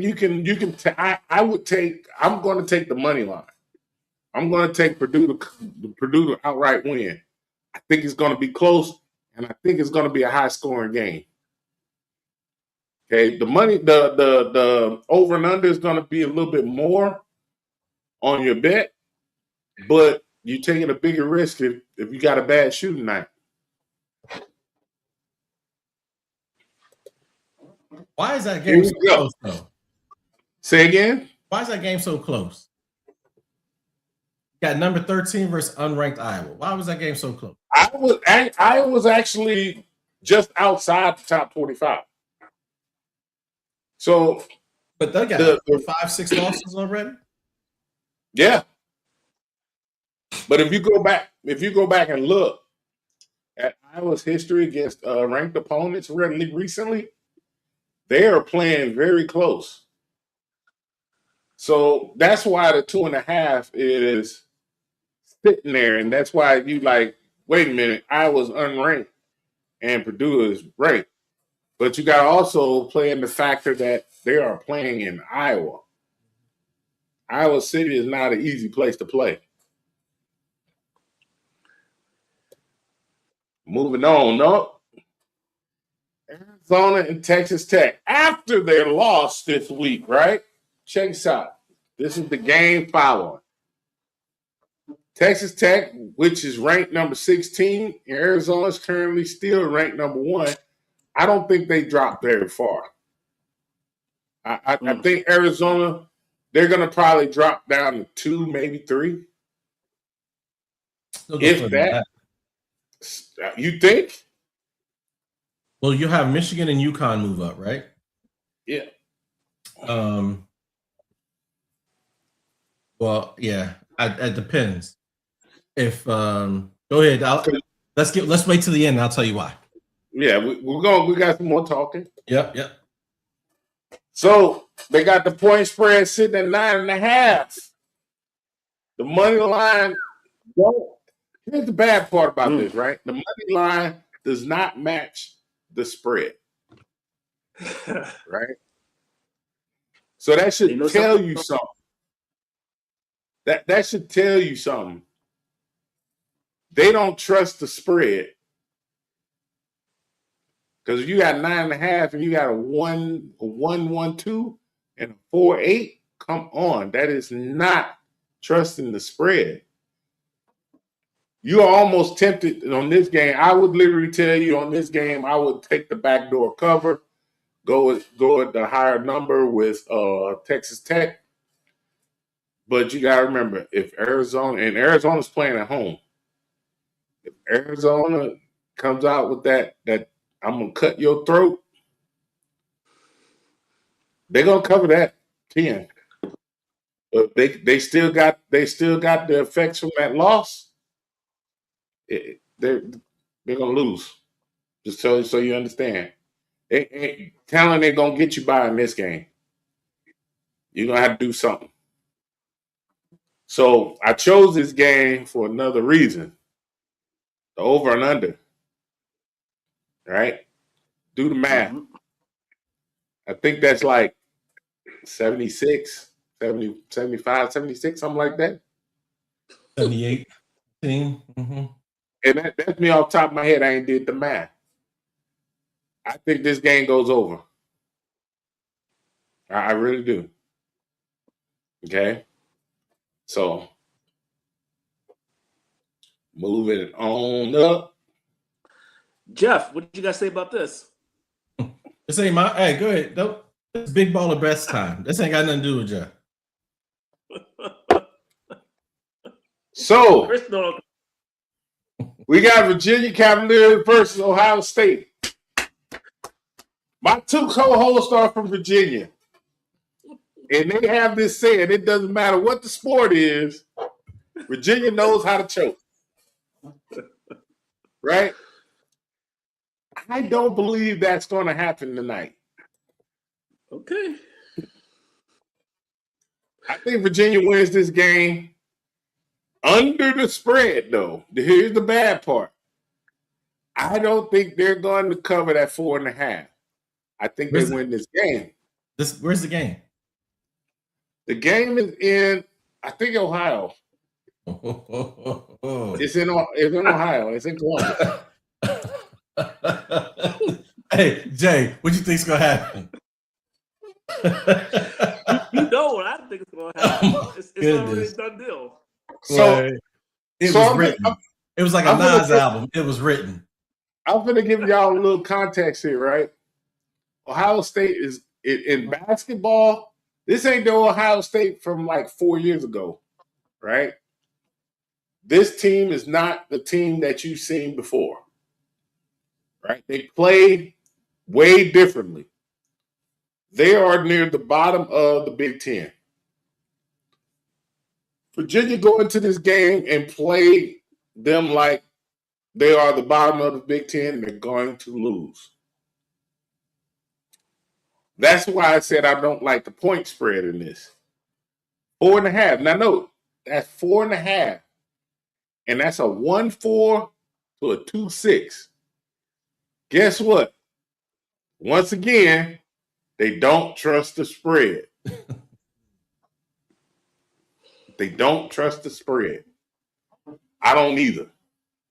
So if you're gonna take the spread, I would look at Ohio State covering it by 5.5, 6. They don't trust the spread because they don't even trust Virginia to win outright. That's why. That's why. Because they know, like Jay and I know. It's a history. Also, I like to take the under on this game. I really do. I don't see them busting. I don't see both teams covering 70. I don't. Sorry. Maybe one. And they may have to cover the whole. They have to maybe cover the majority of those points. So they got to be in the 80 range. So this is one of those. Ooh. But I'm gonna take the money line. I'm not gonna be too greedy. I think Virginia covers it and wins, but don't cover the spread. Here we go. For all those West Coast lovers out there. Gonzaga versus Santa Clara. I know y'all are wondering again. Here we go. 4.5.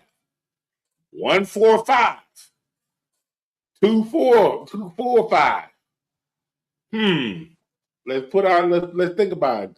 Gonzaga is playing in Santa Clara. That's not a long drive. That's they just going to Northern California. Gonzaga coming down. I think Gonzaga still wins this game. I actually think they're going to cover the spread. I'm still going to take the money line because I ain't greedy. Can't be greedy in this. Right? So, with that being said, right, the points is kind of low. I think, they may even cover those points. I think they may cover that 136.5. Right? A lot closer. And now, wow, say again? That's a lot closer than I would have thought. Exactly. Me too. Right? But that's what it is. So if you was to take all those bets right there, those games, and mix it up with handicaps, over and unders, and money lines, I think I took out of all those games, I think I took 7 money lines, 7 handicaps, and 3 money lines, and 2 overs. It'll get you about 44 to 1. So if you bet $1, you get $44. Right? You bet 10, so on and so forth, right? You get $444. $440, I'm sorry. Now, some teams that you should watch. Just keep your eye on, right? Believe it or not, the University of Navy, right? They're in the Colonial Division. They're sitting across there, it's number 2 in the division, and they are dominating the teams that they're playing. If you can catch them in divisional play, and you might get you a quick little sleeper. Try to get them before we get into tournament play, right? Get you a couple of little wins that way. Another team is University St. Louis, the St. Louis Billikens. In the Atlantic 10, they only got one loss.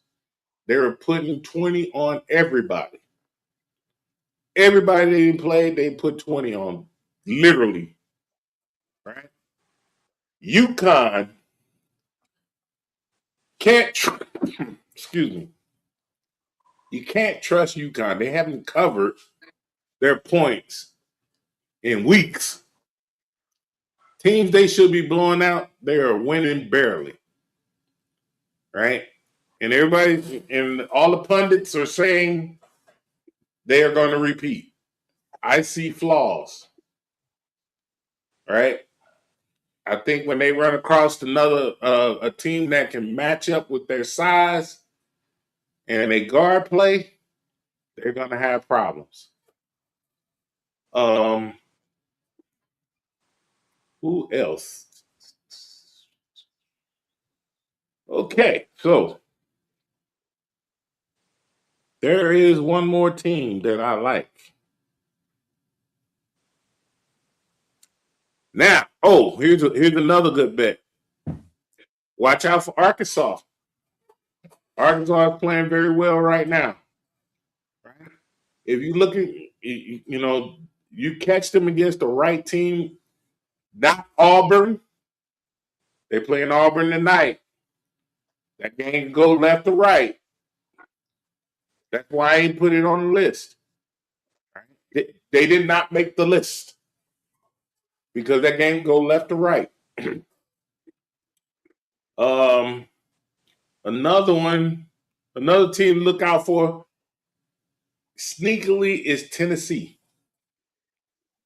The Volunteers have been playing very well, very strong.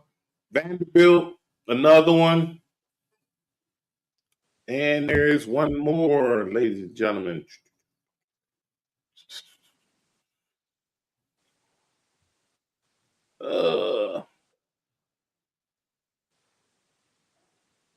Man. Alabama. Right? You can almost take the over every time with Alabama. If they're playing a team that is better than them, and they giving you a 150 anything as an over and under, take the over. Somebody's scoring 90. I can guarantee somebody's scoring 90. If you go and look at their games, they're going over. So, with that being said, that was the end of Baller Bets. Wait, Big Baller Bets. We got a question. What's up, sir? Fans in my ears, they talking about, you ain't say nothing about the Iowa State Kansas game. I'm sorry. That actually should be the marquee game of the weekend. Right? Iowa State and Kansas. That's where I was getting confused with Arizona and Kansas. All right. Iowa State has been playing very well, but this is the problem with Iowa State right now. They're going into their hardest part of their schedule. When whoever did their scheduling, they got to run the gauntlet. I think they still got Arizona next. So I left that game off because I really don't know how this game go. This game go over. This game go under. Kansas can beat Iowa State. Iowa State can beat Kansas. So how you want? The question is, Jeff, how would you want to play it? Oh, I wouldn't. So I'm in agreement with you. I wouldn't touch the game. But we were talking earlier about rankings. I think Arizona, if Michigan wins, Houston wins, Duke wins, Iowa State wins, I think Arizona drops to at least 5, and UConn could be in front of them too. So they could drop all the way to 6. Well, Duke shouldn't. Duke is probably not going to jump back up to 1 because they took that loss last week. No, Michigan. Michigan. But look, watch this. And here's another game that I left off of there. Even though I think Duke will win this game, Duke is playing Clemson. Clemson's ranked 20th right now. I think Duke wins the game, but I don't think it's going to cover the points. The points are, I think it's 12 and a half, right? I don't think it covers the points. But the problem is, again, can Duke cover those points? Absolutely. Absolutely. Can Clemson stay close enough to backdoor cover? Absolutely. Mm-hmm. Where you go? The numbers say you got to look at the over and under. And again, that's kind of iffy. Yep. So there's some good games today. I'm being honest. You know, the bad part is I'm trying to pick and choose games that I think in my studying of these teams, I have to make sure I say that I can win. So you play to win the game. Mm-hmm. We appreciate you, big baller bets. Yes, sir. And this brings us up to this part of the show because we got extra time. Ladies and gentlemen. So, and we want to give a special shout out for all those, all the high school teams over here in Europe. They're going through their European championships. I want to congratulate because at the time I got to see this game. Baumholder beat my favorite team because I've been following them for the last 3 years. Afnar out of the Netherlands. They beat them by 4 points. It was very exciting. We even had a half-court 3-point shot at halftime, right? No questions asked. No, it was a clean shot. Both teams played great. Both teams played defense. They ran. You know, it is European, so but it's still high school basketball. So I want to give them a special shout out and opportunity to get them a little highlight. So here, I give them all a round of applause for the weekend. That was Division III. Currently, our other host, I believe he's playing right now, and I think they're either in the semis or in the championship game. So we're going to give a hand clap out for them out there.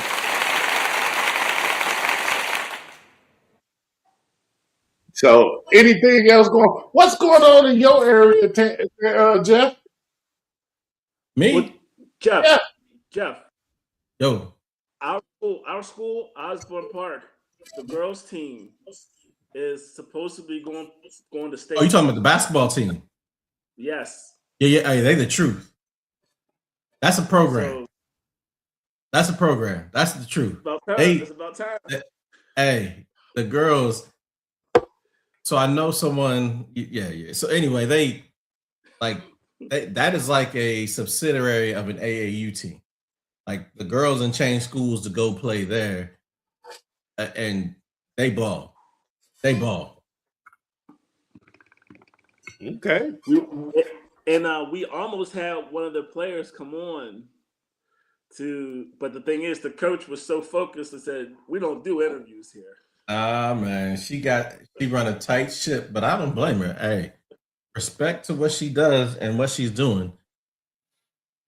She got the girls focused, got them working. So, and this is, I've heard about this for at least the past 2-3 years. So,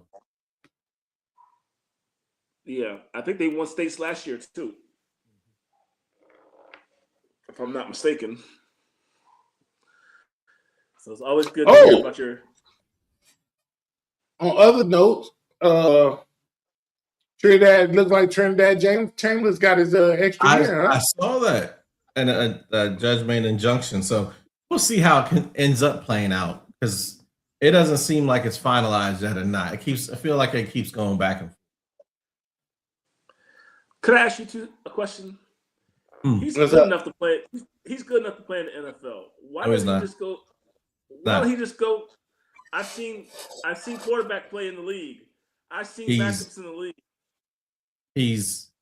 If he was probably 2-3 inches taller, no question. That's the biggest thing that's going to hold him. He has to play off. He has to play off schedule. What Drake May's doing, I can see him doing with no problem. But he's below 6 foot. That's the problem. That's the problem. They got that from the guy who's 5'9". Kyler Murray, who they lied and said he was 6 foot, and then he went to the Senior Bowl and they said, "Hey man, you 5'8.5". I'm telling you that, and that's the problem. He needs to be taller. If he was taller, he's probably in the first 2 rounds. Look, he is not a 7-step drop. He's a 9-step drop. And that's not good. And he has to play off schedule. Don't get me wrong, his talent shows on the field. But look what happened to Kyler Murray. He can't take that beating. Kyler Murray is the king of scoop, slide, dive out of bounds. He good at it.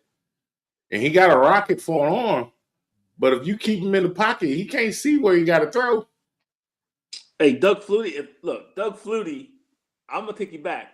Doug Flutie was not tall, right? No, he wasn't. And look, what my next statement is no shot at him, right? Name a team that took the opportunity to start him for the whole season. I'll wait. Oh, here we go. Flutie Flakes. Them Flutie Flakes. He didn't start the season off as Flutie Flakes. Was it Doug Johnson? Yep. Rob Johnson. Rob Johnson. He took over for him, and then he played for them the following season as well before he went to San Diego. And then San Diego, once Breeze left, then Flutie took over there. Too small, man. I mean, you look. If you can't even see over your own your offensive tackle, let alone the defense and the arms and stuff like that, it just makes a hard position even harder. I need someone who's taller. That takes away all your short routes. All of them. Because you throw in between. You can't even throw you throw in between people. Yeah. And he has to have the right coordinator. So if you draft him, let's say for example, he does go into the draft this year. He gets drafted, we'll say New York Jets. Right? Mm-hmm. He goes to the Jets. They just hired a new offense coordinator. He's going to start. That coordinator right now is already starting to build his playbook. What do you think is going to happen if you draft him? He's not going to fit that system. Yeah. So now you're back to square one. I have a question for you two. So there's been a lot of talk. The Super Bowl just ended. We had a halftime show with Bad Bunny. We got a DJ that is available for the Super Bowl next year. Why not have a battle of DJs for the halftime show? What do you think about that, Chris? No. No. You don't think? Take it back to Juice. Y'all seen the movie Juice? No. So here's the thing, right? The whole show, the whole thing about the halftime show is the opportunity to see an artist you probably won't ever see. You do 15 minutes and not get paid, right? Mm-hmm. All they get is the notoriety that they did the Super Bowl. Keep it that way. Was it 3 years ago? Dr. Dre did it, Yes. right? And he is a DJ, producer, right? And what did he do? He did the best thing that you could possibly do as a producer. He took every one of his hits that was clean and did it. People out. And brought the people out. Yeah, and brought those artists with him. Right? That was an awesome show. Bad Bunny show, a lot of people he did it in Spanish. Right? I don't speak Spanish, but I love his music, right? Yep. He brought people with him, even though they really didn't perform. Only Enrique Iglesias, Lady Gaga, right? And he looked like he was about Enrique Iglesias looked like he was about 25. It was Ricky Martin was Ricky Martin there too? Ricky Martin, that's who. I'm sorry, but he looked like he was like 25. That dude is a little bit older than me. Man, I need to go hit the gym. Living La Viva Loca. I thought it was a great halftime show. He incorporated a lot of his culture in his show. Told the story. It was awesome. Yeah, he told the story. He told the story. So with that being said, international play, going to Australia, going to all these different places, it seems like a setup. It seems like it's a global it's not thing. going to happen. What? You don't think they're going to play in Australia? No, it's not going to happen as far as being a league play. Well, look, they want to do that, right? Because they want that other money in other countries. But let me just say this, because I need to level set us Americans. They said there was 128 million viewers of the Super Bowl, right? 128 for the biggest game in American football.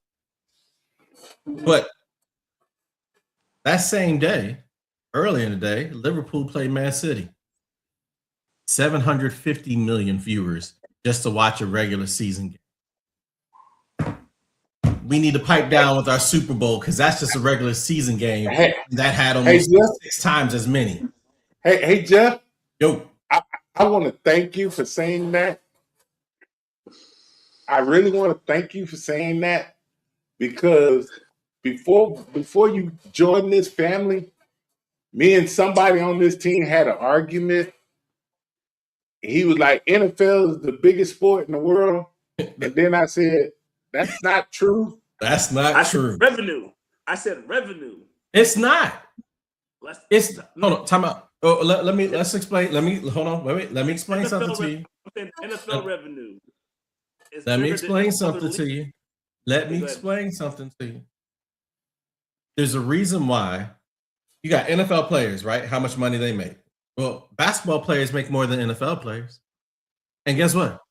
Soccer players make more than basketball players.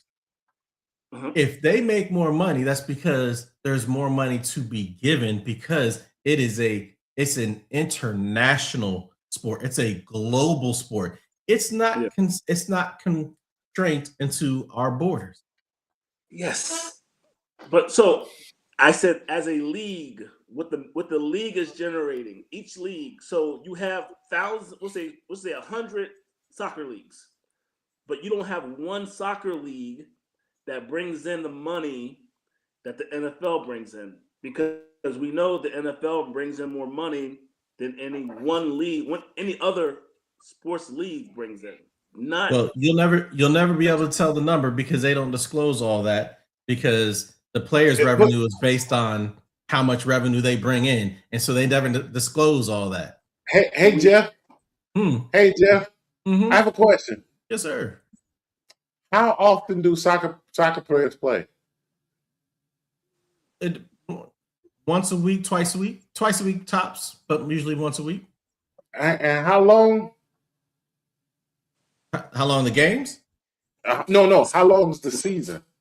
Starts in September, runs through April.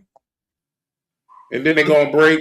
Yep. So usually over the summer, so they play. There's 20, like in the Premier League. There's 20 teams, and you play each team home and away. So it's 38 games. 38 games. 38 games. And majority of these stadiums over here in Europe, right? Even in the smaller league, the lower leagues, those stadiums hold at least, what, 20, 30,000? Okay, so Jay, I just did a quick search. So in terms of revenue, NFL makes more annually, right? So NFL 23 billion, the Premier League made 2.83 billion, right? That's the Premier League.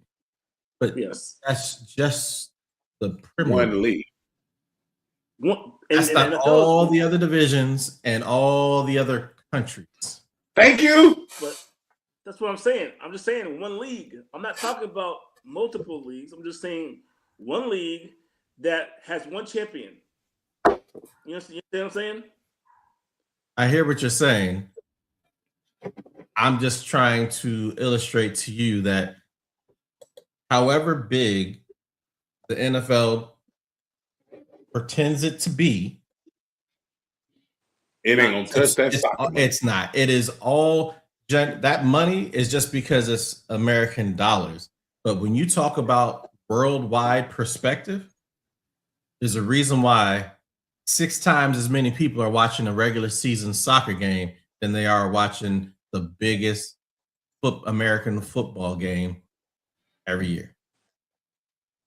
And on that note, we're going to sign off. I hope everybody had a good time. If you have a veteran company or you need to get some advertisement, send us an email right here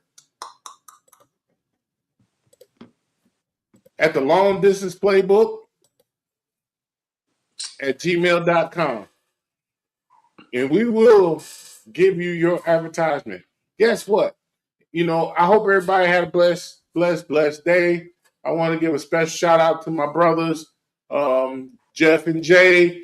And I want to give a shout out to our brother that can't be with us today, Mr. Mason. He is coaching basketball. Be safe. Enjoy. Don't forget to tell a friend about the Long Distance Playbook. We are on there every Saturday, and we'll be back next Saturday. Have a great weekend. See you guys later.